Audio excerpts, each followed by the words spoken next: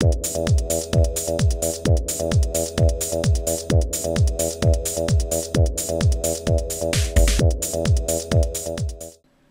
there folks, today I'd like to take a casual peek into the Marvel Legends Marvel's Madame's action figure set by Hasbro, but more specifically, Madame Hydra.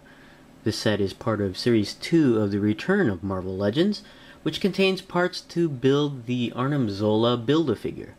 This set was first released in 2012, and I got this set at Toys R Us, and it was on sale at the time where you purchased one Marvel product, you got the other one for 50% off. So with this set and the combination of the other Marvel product, this set roughly cost about $15.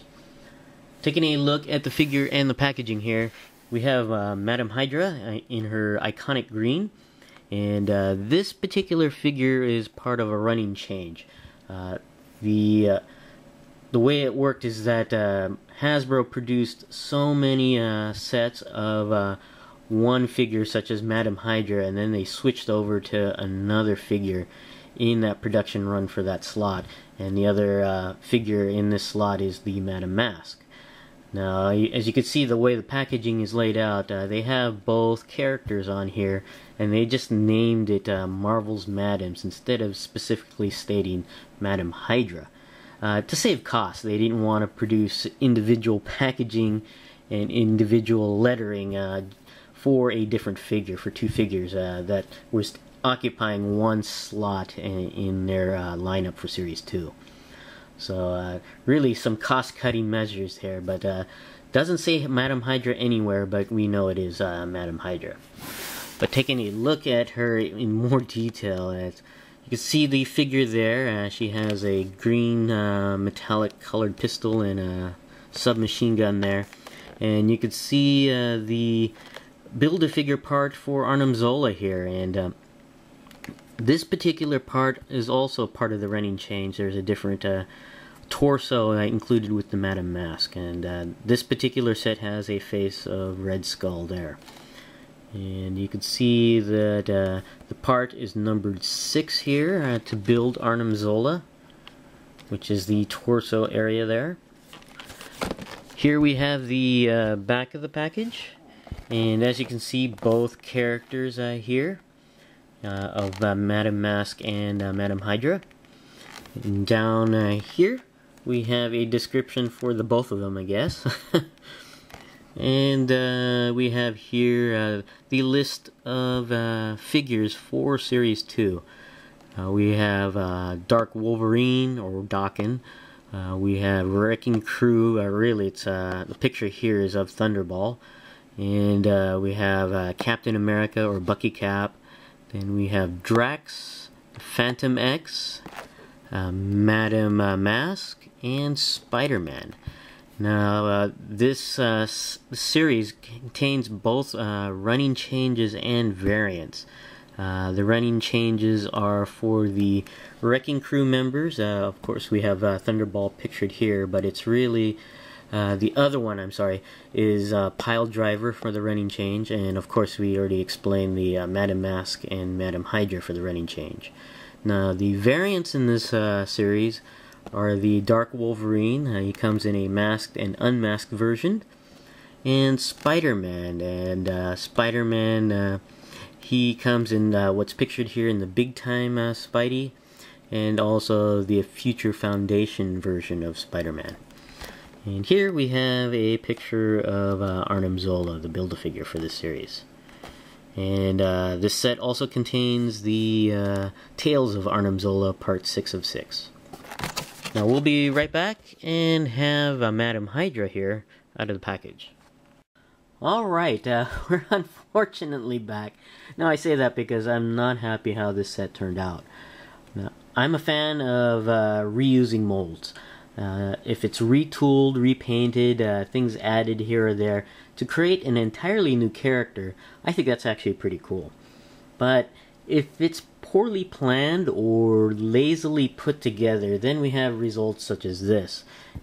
And it doesn't make us folks, or me personally, very happy.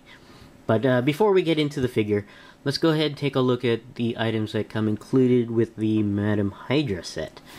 First up, we have here the Tales of Arnim Zola, part 6 of 6, and this particular tale focuses on Baron, well, it says Strucker here, but I thought it was Baron von Strucker.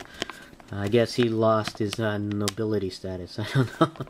But taking a look here, you can see a description on the particular character here and how he relates to Madame Hydra. And if you'd like to know more, you can take a look at Nick Fury, Agent of S.H.I.E.L.D. number 47. And that's a nice drawing of Baron von Strucker there. And taking a look here, we have his, Arnim Zola's parts checklist and how to put them together on there. It's actually quite neat. And of course, the X mark, I should say, not check mark, for Madame Hydra or Madame Mask is the torso. And speaking of the torso, let's go ahead and take a look at the Build-A-Figure part that comes with Madame Hydra. And that's the torso of Arnim Zola. And this particular torso has a faceplate in the chest featuring the red skull. Now, the Madame Mask figure comes with Arnim Zola's face. So that's kind of neat how you have a unique torso piece here. So you can actually build a different Arnim Zola figure. Unfortunately, you have to buy the other parts from the set again if you want to have one of each. But taking a look at the torso, it's actually kind of neat.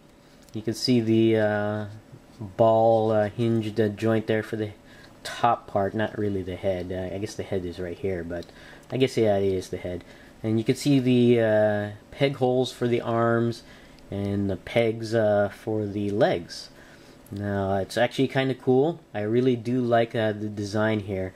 Now, I had thought that the faceplate here was going to be lenticular, but it's not. It just has a simple plastic on top of the faceplate there. And you can see some of the nice design work here on the skirt. It does remind me of a Kirby design there with the lines and circles. And there, it's pretty cool. And once you have all the parts put together, it doesn't look like Arnim Zola is going to be very big at all. He's probably going to stand about that tall at most, so about the size of an average figure. Which I don't mind. It's a build a figure. It's not build a big figure. So I think the concept of actually just building a normal size figure is fine with me. But this is the part that comes with Madame Hydra, the torso for Arnim Zola. Now, taking a look at another item that comes included with Madame Hydra. We have here an assault rifle, and this is pretty much the same kind of assault rifle that came with the other female figures that use this mold. I believe it was the female Shield Agent and Black Widow. They come with these assault rifles. I think it's because it's scaled down to a smaller size for a female figure. Because there's another submachine gun or assault rifle that's a little bit bigger, and that's usually comes included with the male figures. But we have here really nice design work here. Actually, it's actually pretty neat, and it's color coordinated with Madame Hydra here. You have the green on the magazine, and I guess the grenade launcher grip there, and the shoulder stock, and it's actually quite cool. And I really do like the wash that's been applied on the silver, or not silver, but gray area here. It's actually kind of cool, pretty neat. Now, the last accessory that comes with the figure is the color coordinated pistol. And you can see the pistol there. She's gripping it in her hand, and it's painted in metallic green, which is pretty neat. If I can get it into focus here, there we go. And It's quite neat. I believe this has been reissued before with Black Widow figure from the 2-pack. And as you can see, she grips it okay on her left hand, which is unfortunate, and we'll get into that in a little bit. But let's go ahead and take a look at the Madame Hydra figure. And yeesh. Not what I was expecting from the photos I saw of the figure. I think it was released during New York Comic Con. I can't remember which convention. It was San Diego or New York. But they had a picture of Madame Hydra, and the end result is not really what was shown at those cons. Just taking a look at this figure, I don't know what happened with this figure, and it just does not look good. And you could take a look at the head sculpt there. It's just I don't know what to say. It's pretty horrendous looking, I have to admit. And you can tell if you have the Madame Mask figure, it uses a similar mold, although the Madame Mask figure does have a different sculpt because of the mask. But it looks similar in design. Looks similar with the, I think it's using the same hair sculpt. And the paint application is just terrible, at least with this figure. And from what I've seen on the interwebs, I'm not the only one with really poorly painted figure. Just look at the paint applications on the eyes itself. It's just she has a very lazy right eye, and the right and left eyes are just not really in proper direction. They're just going off in different directions, and it's unfortunate. And then you got the application paint on the lips. Now I can understand why you want to paint a little bit more, pay more attention on the paint on the lips to accentuate it, but they really caked on that paint on the lips, and it just makes it really look pretty bad on there. And it looks a little just too much, and it looks like they painted all the way around and on the figure, and it just makes it look kind of bad on there. And just not happy at all. But this was the only figure I was able to find. It's not like I could have pick and choose at the time. And I don't know what to say, really. Just gotta move on beyond the head. Anyways, taking a look at the rest of the figure here, you can see where the female shield agent is used, and it's used quite a bit on this figure. And I do have a female shield agent figure, and that's Maria Hill here. And you can see, I would say 80% of this is the female shield agent. It's just repainted a little differently, and the only added bits are unfortunately the head here and the gloves. And taking a look at the gloves, and the belt, of course, is a little bit different. But taking a look at the gloves here, it's actually kind of neat. It looks like they cut the forearm here and added the glove as a swivel on here. And the unfortunate thing here is they saved, or they attempted to save, instead of having 2 pieces of plastic for the forearm and wrist, they just went with the glove here, 1 piece of plastic with no articulation on the wrist whatsoever. So it's just really unfortunate, because the way it's pre-posed, it's just pretty bad, and especially poorly planned, I think, because of the belt here. And you take a look at the belt, and it's a nice loose piece, very much like the female shield agent. And it's got some pouches on there, which is cool and all that. But you take a look at the holster here, and it is on her left or right side. And if you look at the glove, there's no way that this figure can hold a pistol in her right hand, at least effectively. And just the way this is pre-posed outward, And I don't even know if the figure can grip the pistol adequately. Yeah, I guess you can. But as you can see, the way the hand is pre-posed and the way you have the gun, there's no way she can aim that weapon. And she has to basically aim the weapon with her left hand. And you can see that the hand is actually pre-posed to hold the pistol. So why the holster is on her right side, I have no idea. I just think it's poorly planned, and they did not think about it, or the teams who did the sculpting of this didn't talk to each other. But yeah, you have a left-handed wielding hand with a right-handed holster, so that just doesn't make any sense. But taking a look at the figure overall, there's not much different from the female shield agent, so there's not much to talk about it. And but there are some differences here. You can see how the skin is painted over here. It's actually kind of neat. You can see that the holster, or I don't know what you call these shoulder straps, it doesn't strap onto anything. But you can see it's exactly the same, just painted differently. But they painted skin over here on this shoulder, so that's kind of cool, instead of a costume here. So that's actually kind of nice on there, so it's actually pretty cool. And you can see over here the boots are simply painted on, but much better painted than this particular boot.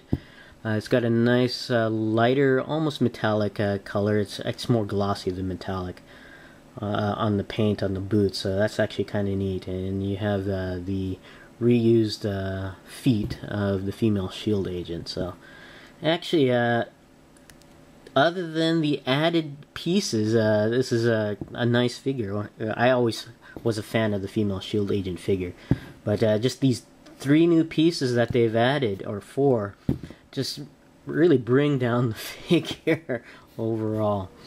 Going over the articulation of this figure, the head does go all the way around, and can go up and down a little bit. It's on a simple ball joint. You can pull it right off, and I plan to just leave it off because I really hate that head.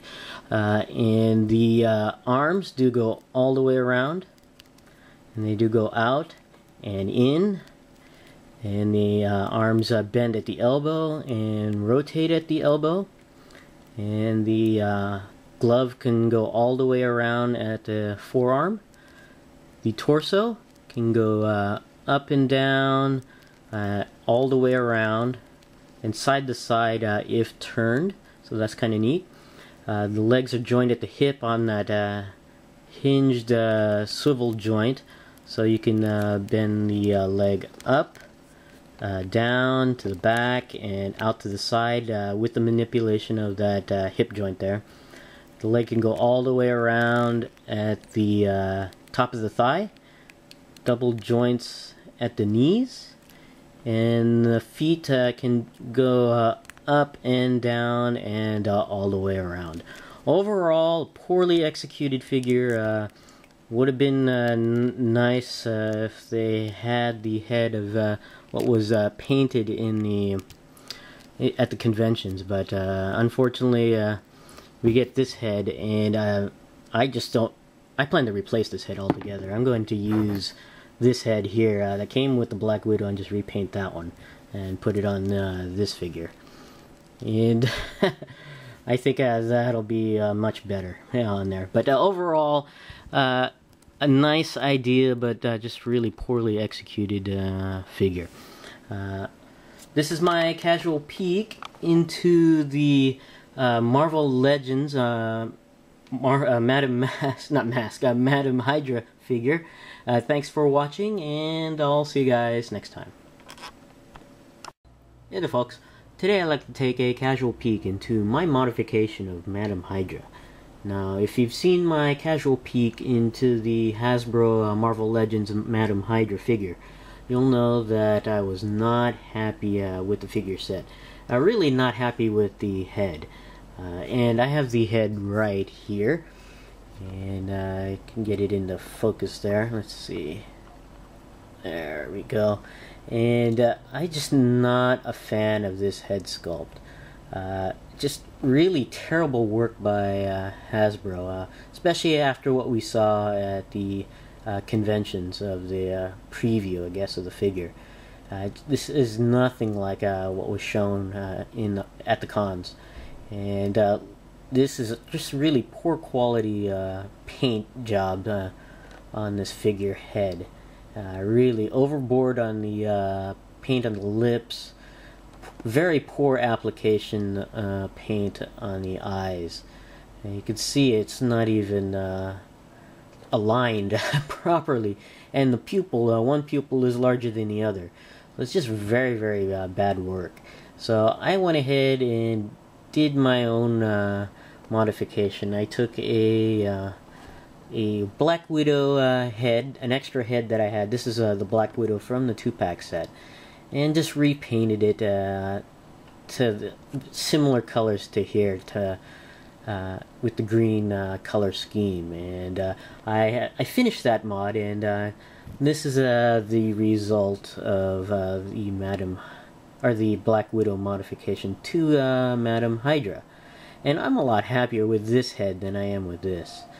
And I'm glad I actually did the modification to this figure.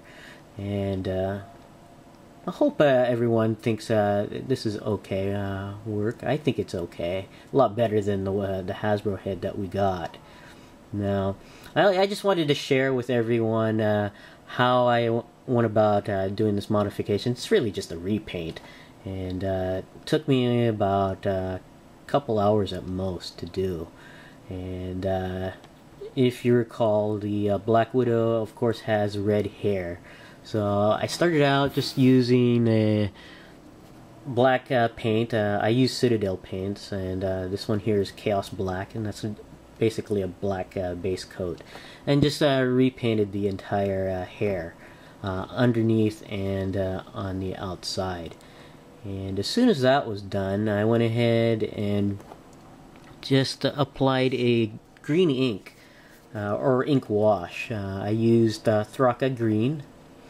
And I just did it all over the head, just to make it have the hair have a greenish tint. Still black overall, but slight green tint to it. It's barely even noticeable, and I'm not sure if I even needed to do it, but I did it anyways. And after that dried, I applied a green, dark green dry brush for the highlights in the hair, and I used Dark Angel's Green on there.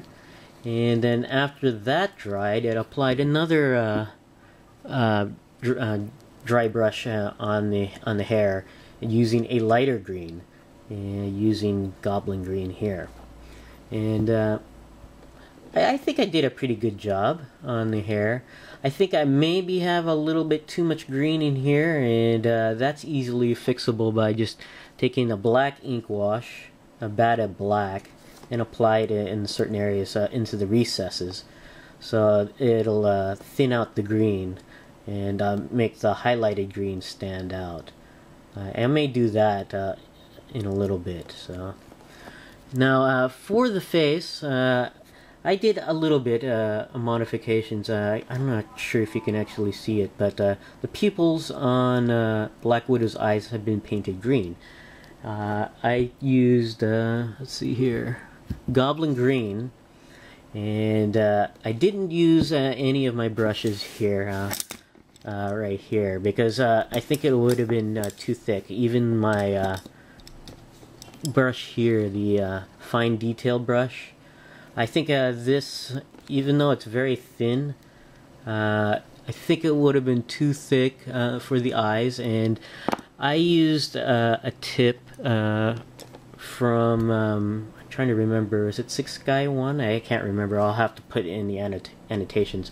But he had advised using a very fine tip, like a cocktail, what do you call those, toothpicks. But I didn't have one, so I just had this twisty tie here from the grocery store, and I stripped it, and it just got the small thin wire, and I just used that and dipped it in Goblin Green and very carefully applied it on the pupil, and this works pretty good on there. Or use it, like I said, the cocktail toothpick, and that'll you can get the pupils on the eyes done very well.